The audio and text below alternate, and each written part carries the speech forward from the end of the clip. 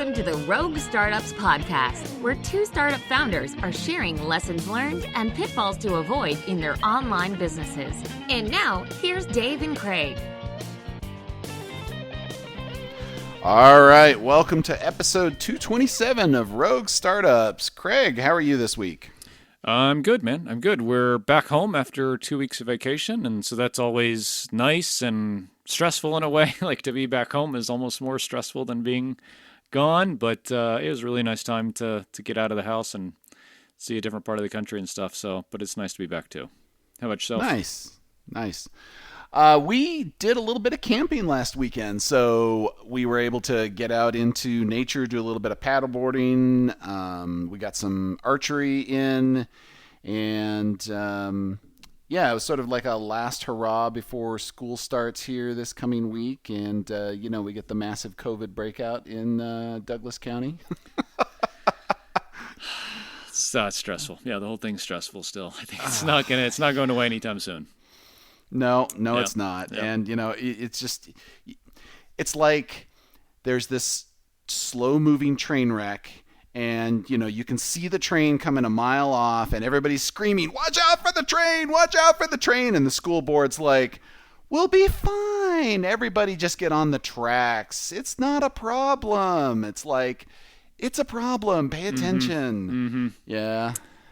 I really wish this hadn't become such a partisan issue and that the science is getting ignored. It's very frustrating. But anyway, this is not an episode about politics or science, is it? No, thank goodness.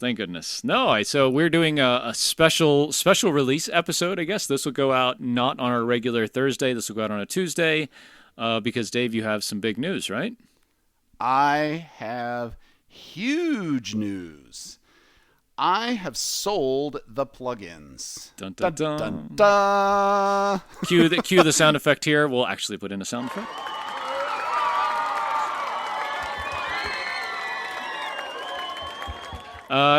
That's awesome, man. Congratulations. Thank you. So obviously a lot to that. So would love to, from what I guess I know more about them than a lot of you, but like maybe give a little bit of kind of like what the plugins were doing and your workload and then why you decided to sell them. I think that's an interesting thing for people to hear and kind of the lessons to take away. Yeah, unless you were living under a rock, then I've had 2 WordPress plugins since 2011, and one of them is Business Directory and the other one is AWPCP, and the plugins have been my most successful business to date until I got Recapture. And, for the longest time, that was like my foray into the great world of bootstrapping here. And so these, I've kind of held on to them really tightly, like almost like my children at this point. But the thing is that, after I've gone through so many major revisions of these plugins, I finally started to feel like I was running out of ideas, I was running out of energy, and when you get to that point, every step inside of that business starts to become a slog. And the slog was getting harder and harder, and for the last 2 years, I'd say pretty solidly, I did everything I could to make the businesses run on autopilot, had a staff that was basically independent, and would make it so that my involvement on those plugins was absolutely, positively minimal. To the point where I was down to like maybe 2 hours a week, which, by the way, is a fantastic place to be able to sell them. This is where you want to be if you're selling a business. You don't want it to be something that is like you're involved in it in 40 hours a week and there's all these pots that you got your fingers in. Like, you really need to divest yourself personally. I'll tell a story a little bit later of a friend's business who they had some trouble selling it because they were deeply embedded into it themselves. But anyway, as far as the plugins go, my own personal energy and motivation has dropped off in the last 24 months to work on these, because I've got my freelancing going on, which is still pretty close to full time, And then I've been spending all of my spare time on Recapture trying to grow it because that's the one that I'm more interested in. But at the same time, because I've had these things for so damn long, I just couldn't, it was having a hard time bringing myself to let them go. And at first I was like, no, I can just sort of run them in the background and it won't take that much time. And that's where I, put everything into the mode that it is in now. But after a while I was like, they're just going to die if I let them live like this. And I couldn't really do that to them. I felt an obligation to my customers. I felt an obligation to the team. I felt like I could do better. So that's when, I guess it was at Big Snow in February of this year when we were joking around and saying, what are the big drags on my business right now, and what are the things that are holding me back from being better in 2020? And of course, nobody answered COVID at that time because it was February. But, right. that would have been the real answer. But at the time, it was like, well, why don't you sell the plugins, Dave? And they had kind of bugged me about it the year prior, and I just sort of brushed it off, and I, put it all into maintenance mode at that point. But this year, I didn't really have a better answer, and it just finally dawned on me that, I think I'm going to be better off in my business by getting something off my plate and doing something with the proceeds of that with something else. So, I think the kind of devil's advocate that I feel a lot and kind of have felt a lot about like Podcast Motor is because it's in the same boat. I spend, an hour a day chatting with Becky, who kind of, runs the show there, and maybe taking a sales call or something. And it provides a really good living for us. And so the argument is like, if it's not taking that much time and it's providing a lot of good cash flow to free you up to do other things with the proceeds that you would get from another business, right? Because I think that's probably where you are now, is like you have less businesses and less income. So like you're trading a revenue stream for a bunch of cash up front and a little bit of time. Like why not optimize it even further? I'm going to spend an hour a month on this or something and try to kind of milk that lifeline as much and as kind of hard as you can. That's a totally fair question. And it's one that I've really struggled with. And I think what it came down to for me, that's certainly a totally legit thing to do. And in fact, I know other people besides yourself that are doing that. Like Brian Castle does this with his businesses. He's got one business that's basically providing him an income and another business where he's spending all his time trying to grow it. And the first business supports his ability to work on the second business. And that's absolutely a totally legit thing to do. But in my case, I've got two businesses in wildly different spaces. They are completely orthogonal in many ways. Directories and classifieds have very little to do with e-commerce. And one thing that I've realized about Recapture is that being closer to the money makes it an easier business to grow. And it's not that the business directory and classifieds were poor businesses. It's just a question of, it's like playing a game on easy mode versus intermediate or nightmare setting, right? I tried playing the game on nightmare setting to start out with some really crappy businesses, and that was a very poor play. That was not fun. And then, with the WordPress, I thought I was playing on an easy mode, but I would call it an easier mode because there are definitely difficulties in the WordPress space about, getting people to pay and making them see the value in stuff and toxic free customers. And there's a lot of stuff that's not great about that space. There's a lot of things that are great about it too, but because I've got two separate spaces, it's hard for me to split my mental energy across those two spaces. With you, Seriously Simple Podcasting and Podcast Motor Castos, those things are in adjacent or overlapping spaces. Yep. So it's not a huge deal for you to jump back and forth between them.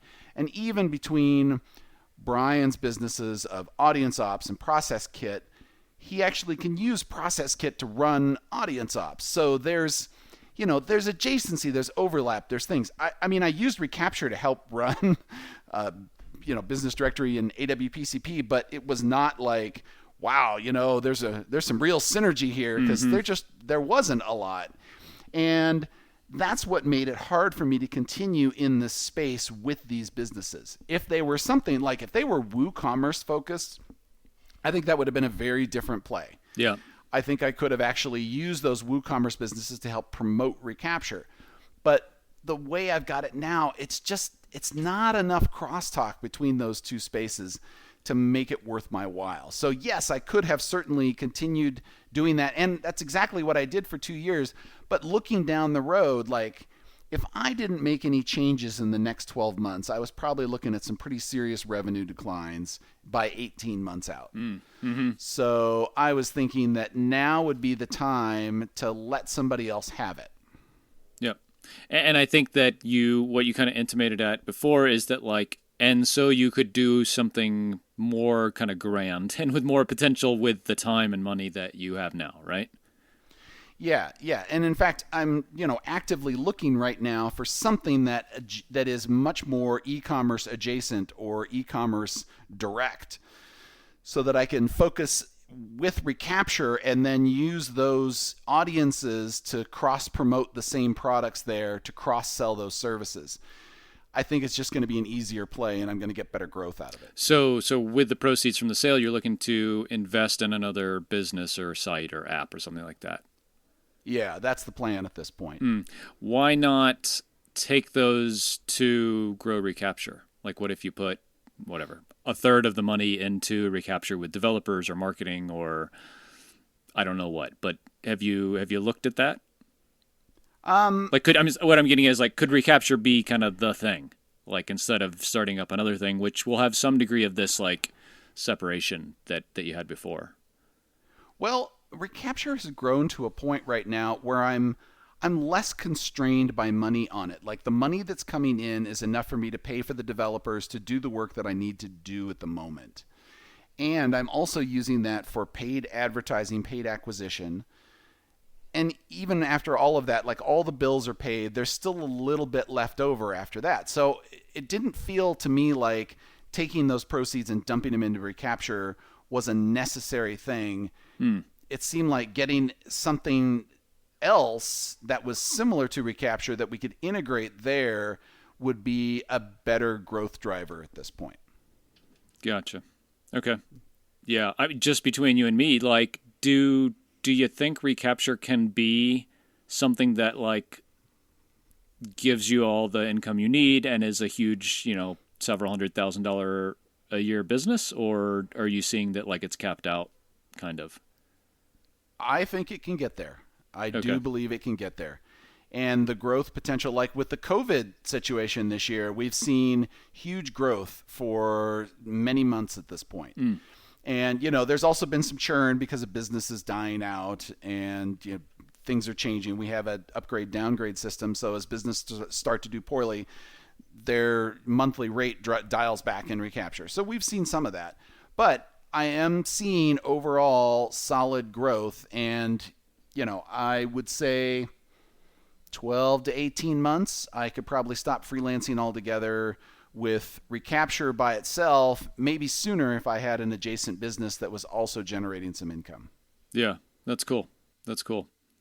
Kind of talking through some of the kind of logistics of the sale and, like, specific things that, looking back now, you did to get ready and make it, like, smooth. I know you said, like, taking yourself out of the business, obviously, like, a huge part of it, having Bobby to do support, developers to do developments and feature work and advanced bugs and things like that. But anything else, like bookkeeping and having your kind of shit together to present to, like, the brokers, things like that you're looking back now and say, wow, I'm glad I did that? Yeah. So there were two things I think that made this smoother and easier to do the transition. So one was definitely the books. I mean, right now, every single business out there, if you don't have a specific business entity that owns your assets and has separate books for that particular business, you could be in trouble during a sale, because you will be asked to justify what all these expenses are, and that they will want to see the books and that they will want to see the payments.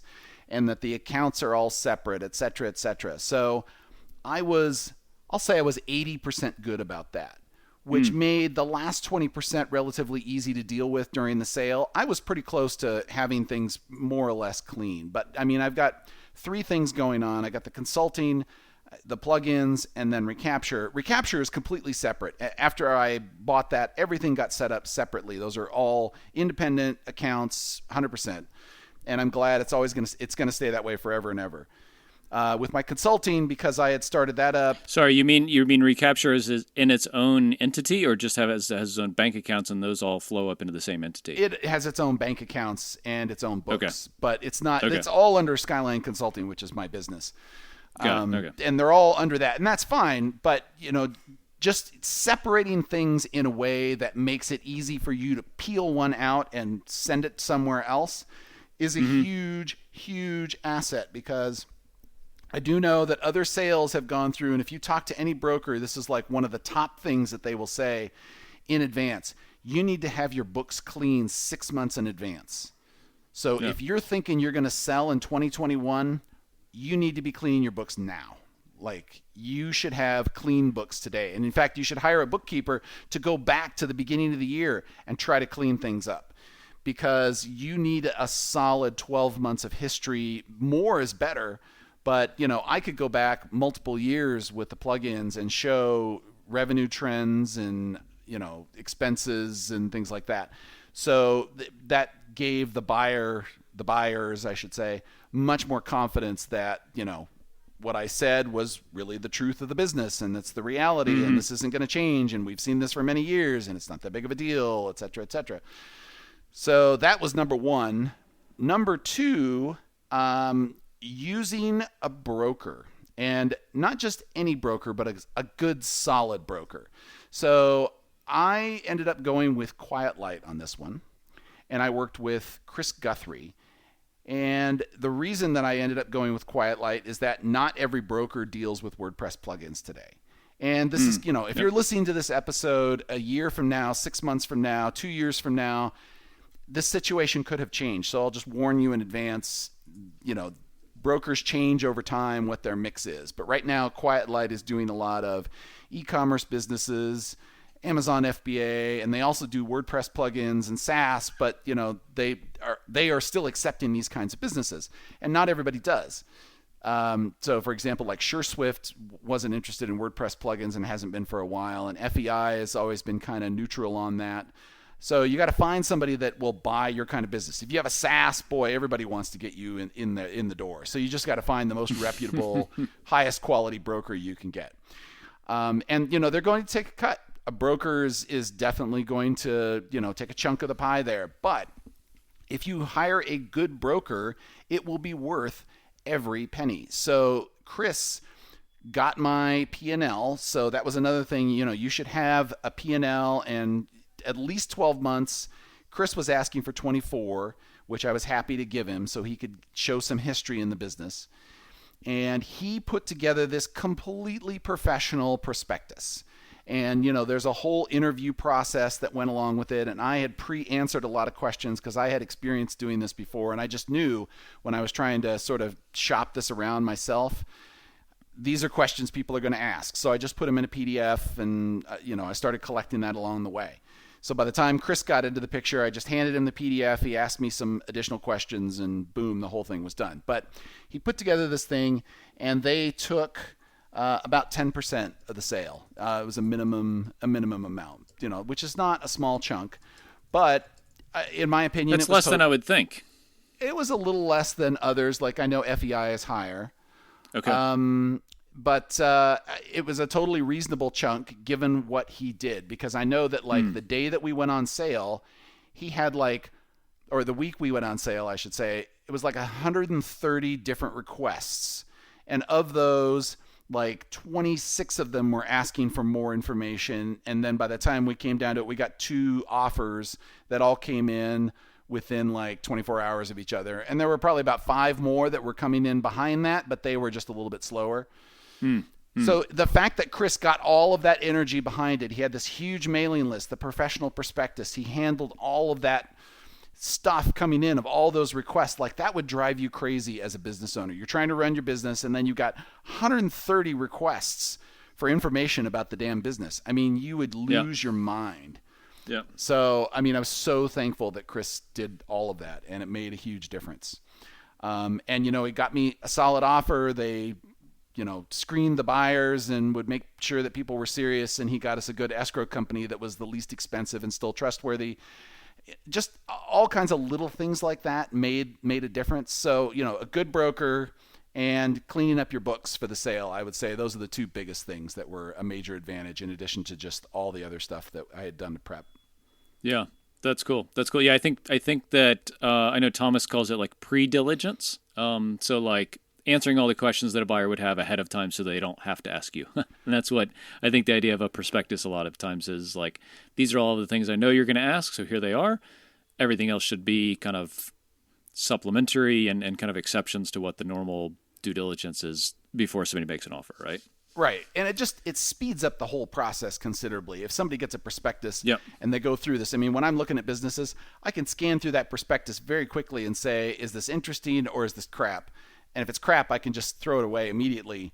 But if it's interesting, then I'm like, okay, then I can go back and scrutinize it more, and then I can write down questions that I have that are on top of what they already have in there. Because sometimes, they'll give a vague answer and you want to get more specific or whatever. So that just definitely makes the process a lot easier. What about the due diligence process kind of surprised you, or how was it in general?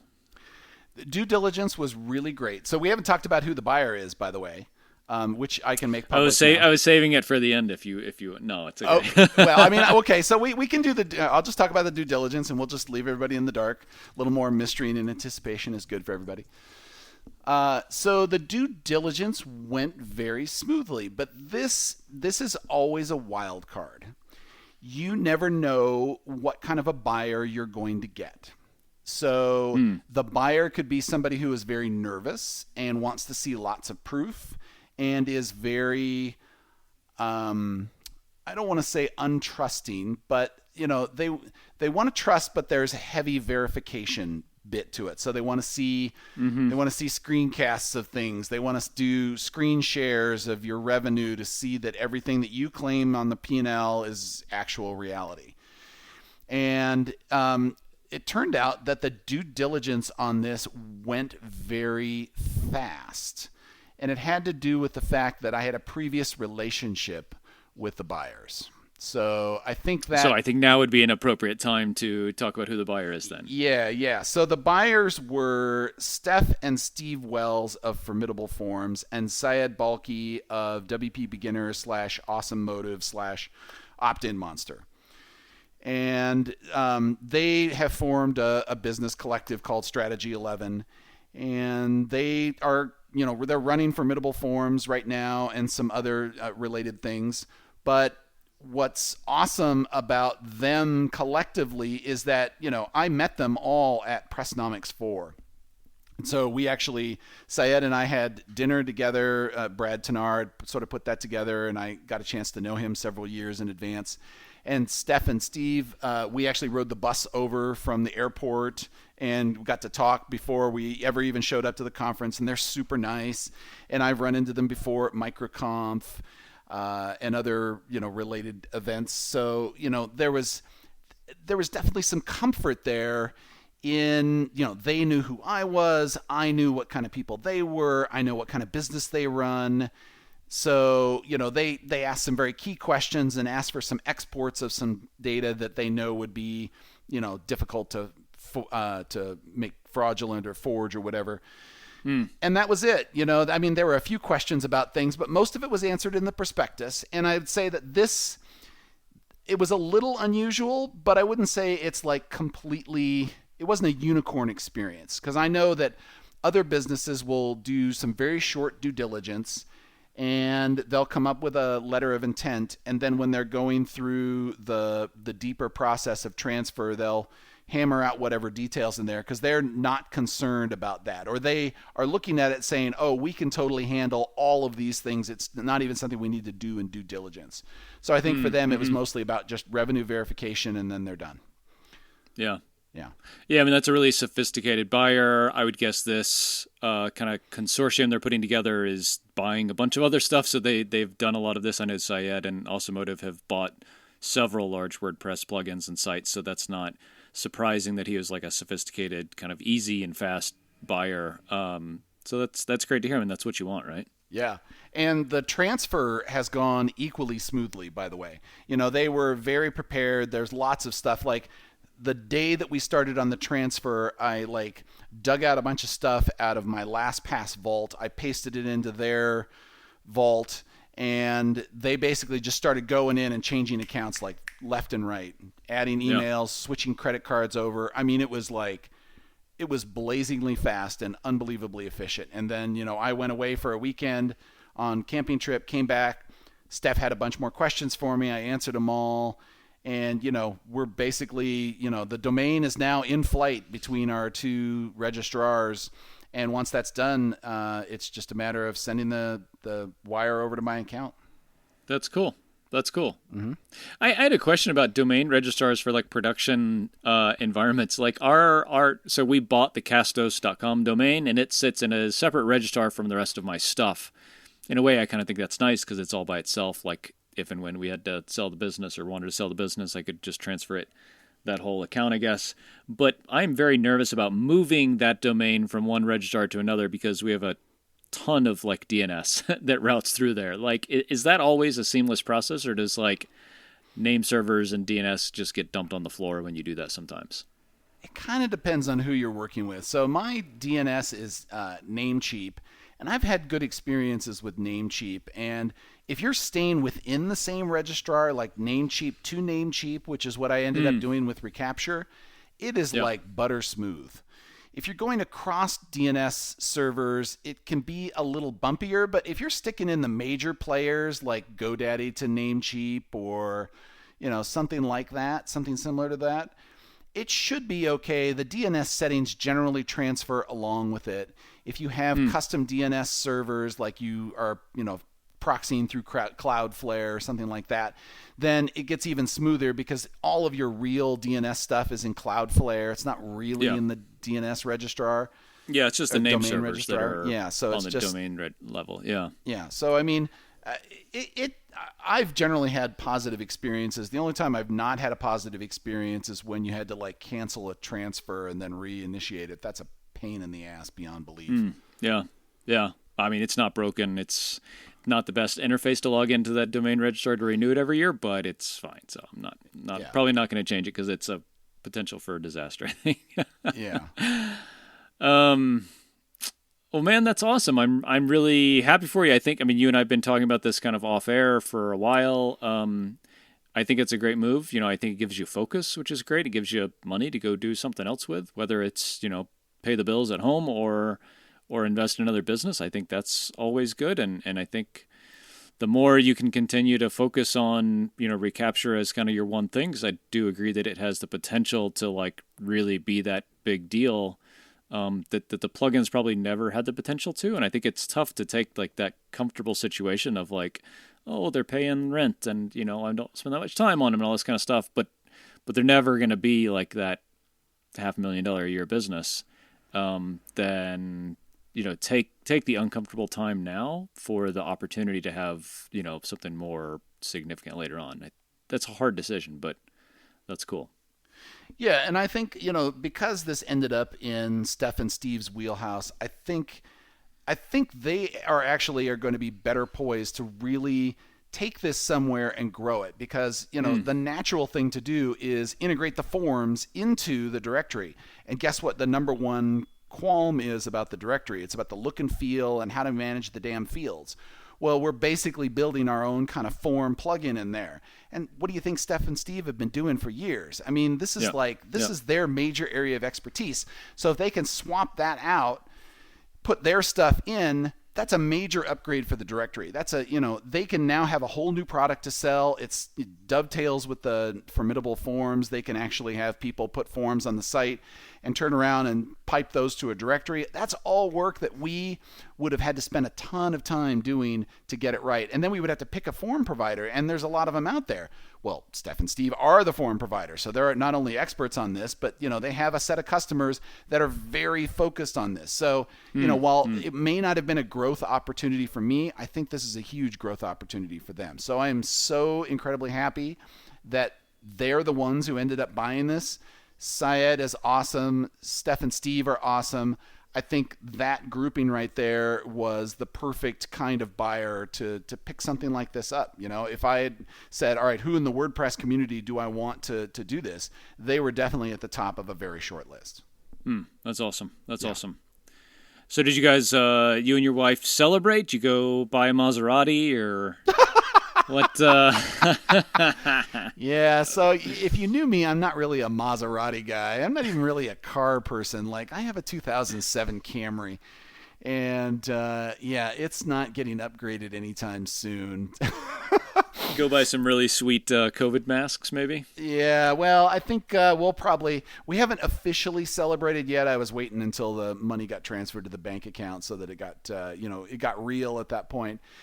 We'll probably crack open a bottle of nice wine and talk about it. But we've been having discussions the whole way along this. And when we were camping, we did celebrate with a toast to having the whole thing mostly done at that point. But it was definitely past the point of, the major concerns and the risks have all been surmounted. And now it's just going through the checklists and making sure it's done. So we'll have something, awesome. If it wasn't COVID right now, I'd say we go out to dinner, but I don't see that's going to happen anytime soon. Yep. Awesome, man. Well, I'm super excited for you. I think it's a good move, and I'm excited to hear about kind of what changes with your focus. What changes with the time you spend working here. Going forward the next couple of months. And if you're on the lookout for another business, how that goes. That's interesting too. Yes, I will say in one parting thing here about the plugins. I just shut down the email accounts the other day on my local email client. And I have to say, it felt kind of weird for like a day because I just suddenly got a whole lot less email coming through my box. Yeah. Because it was always going through there just so I could kind of keep an eye on things. And, when that stops, there's definitely a feeling of loss there. So that was an unexpected thing about the sale of it, but I definitely don't regret it. And I'm really glad that Syed, Steve, and Steph are the ones who picked this up. And I'm excited to see what comes moving forward here. And getting this off my plate, I think, is a huge thing because I was really feeling a lot of burnout. So yeah. Nice, man. The one kind of update from my end as far as Castos goes is we're hiring. So we're hiring a senior PHP developer, so someone to kind of live in both the Laravel world for our web app and working on Seriously Simple Podcasting and our suite of plugins there. So if anybody has interest or knows somebody who might be a good fit, castos.com/careers. Check it out. We'll be reviewing and receiving applications for the next few weeks, probably through the middle of September.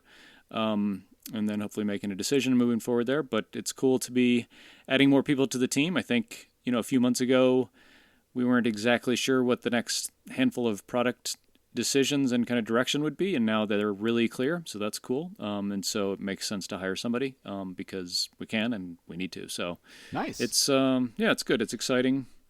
I feel like I'm getting better at it all the time. But it's not as much reinventing the wheel and starting from scratch at this point. Excellent. Yep.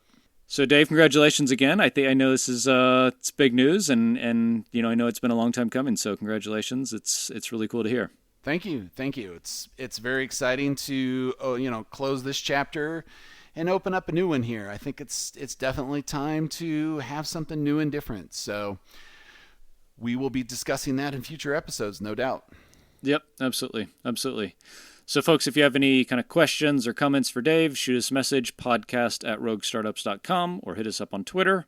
And as always, if you're enjoying the show and want to leave some love, please leave us a rating and review in Apple Podcasts. Thanks so much. We'll see you next week. Thanks for listening to another episode of Rogue Startups. If you haven't already, head over to iTunes and leave a rating and review for the show. For show notes from each episode and a few extra resources to help you along your journey, head over to roguestartups.com to learn more.